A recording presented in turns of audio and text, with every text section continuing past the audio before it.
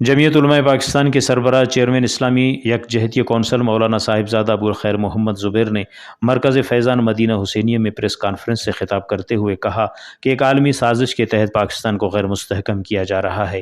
حکمرانوں کی نیت ٹھیک نہیں ہے، وہ الیکشن کے لیے تاخیری حربے استعمال کر رہے ہیں۔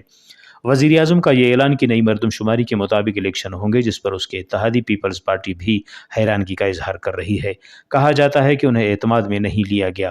اسی طرح راتوں رات بلز پیش کیے جاتے ہیں جس پر خود حکمران اتحاد کے اراکین بھی مخالفت پر اتر آئے ہیں۔ غریب عوام دو وقت کی روٹی کے لیے ترس رہے ہیں، جس کمر توڑ مہنگائی میں پیٹرولیم مصنوعات میں 20 روپے اضافہ عوام دشمن اقدام ہے۔ حکمران اپنی شاہ خرچیوں کے لیے لوگوں کو مہنگائی کی چکی میں پسنے پر مجبور کر رہے ہیں۔ پاکستان کے اثاثہ جات کو گروی رکھا جا رہا ہے۔ علامہ صاحبزادہ ابوالخیر محمد زبیر نے باجوڑ دھماکے کی مذمت کی اور کہا کہ اس سے قبل پارا چنار میں فرقہ واریت کی آگ بھڑکائی گئی، اس کے بعد اب باجوڑ میں خون کی ہولی کھیلی گئی، لہٰذا ہمارا مطالبہ ہے کہ جوڈیشل انکوائری کی جائے۔ رپورٹ مرتضیٰ بلوچ، وش نیوز، خزدہ۔